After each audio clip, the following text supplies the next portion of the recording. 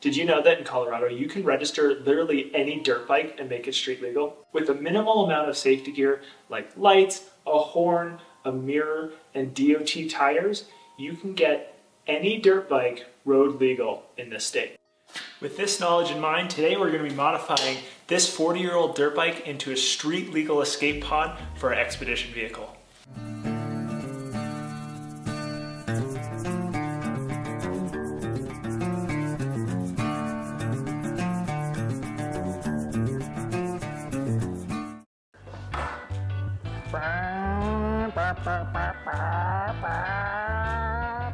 Hey folks, Dana from HD.Adventuring here, and today we are working to turn this old two-stroke dirt bike into an auxiliary vehicle that can be deployed from our expedition truck.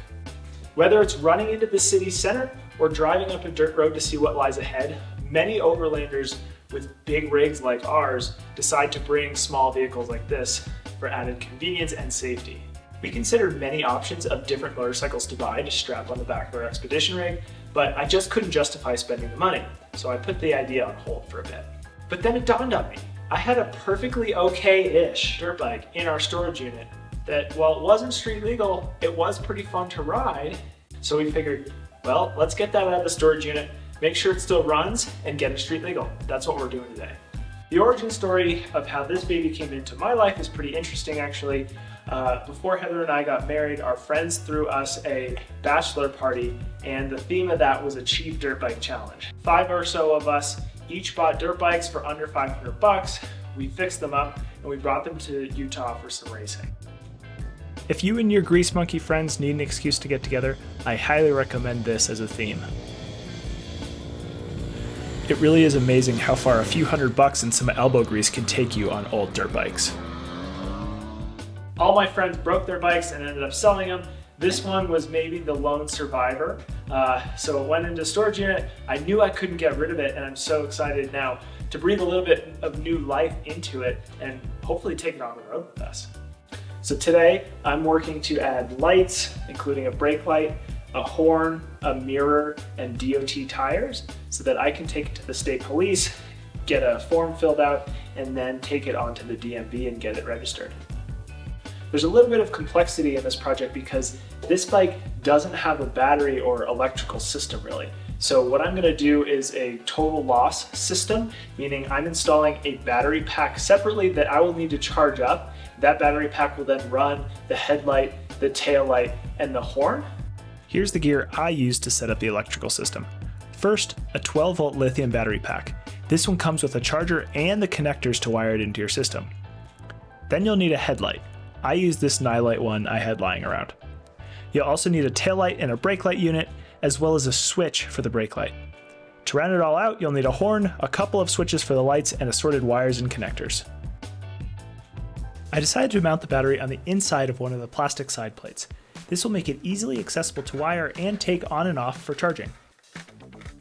I simply mix some 2-part epoxy, slap that sucker on there, and wait for it to dry. While we're waiting for the glue to dry, I install the switches for both the light and the horn. Amazed by my own good luck, I found this piece of metal on my garage floor. It went to a Thule roof rack, but the holes lined up literally perfectly with mounts on the top of my fork crown.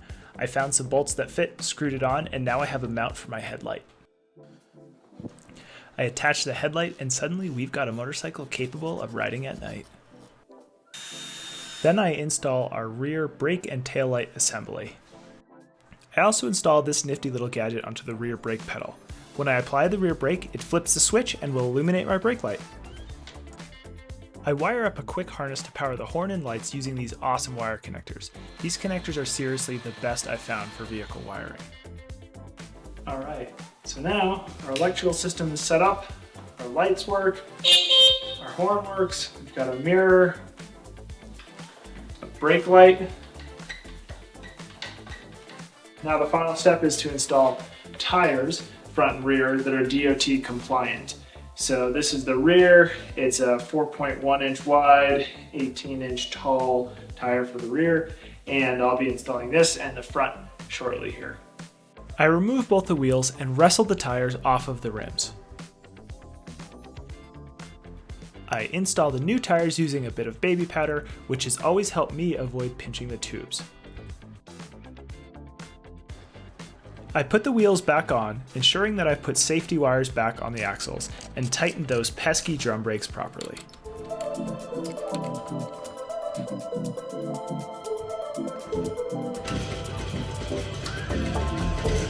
I'm impressed by how easy it is to start the bike after sitting for 2 years with fuel in it, but I am reminded why they're lovingly called Two Smokes.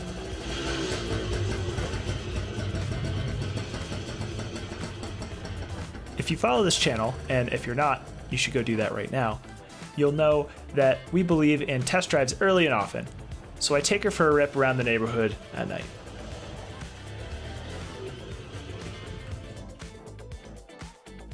I buttoned the bike up, and now we're ready to take it to the State Patrol for inspection.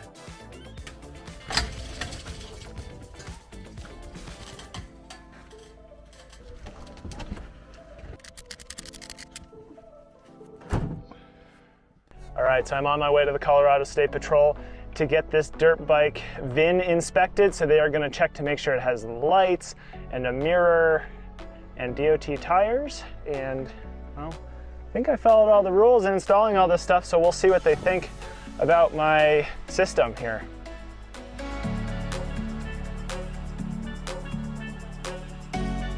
All right, so I just finished up with the Colorado State Patrol State Policeman. He was very nice, and he filled out the form for me, paid 50 bucks. He said I might need to get a surety bond for this thing, but he sent me to the DMV, so now I'm headed over there to see if I can get it registered without paying for a bond. Wish me luck. All right, so I just finished up at the DMV, and guess what? They gave me this, so I get to strap this on, and we have a road legal motorcycle. So now I'm gonna put some road miles on it, see how it drives, see if there's anything else it needs.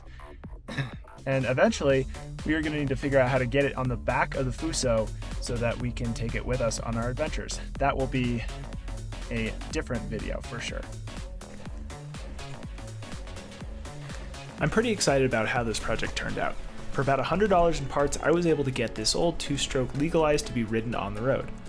While there's still lots of snow in town, I'm looking forward to exploring dirt roads in Colorado and beyond in the coming months. If you found this video informative or entertaining, I ask that you think about booping that subscribe button. It helps me know what people find interesting and helps you stay up to date on our future adventures. Thank you.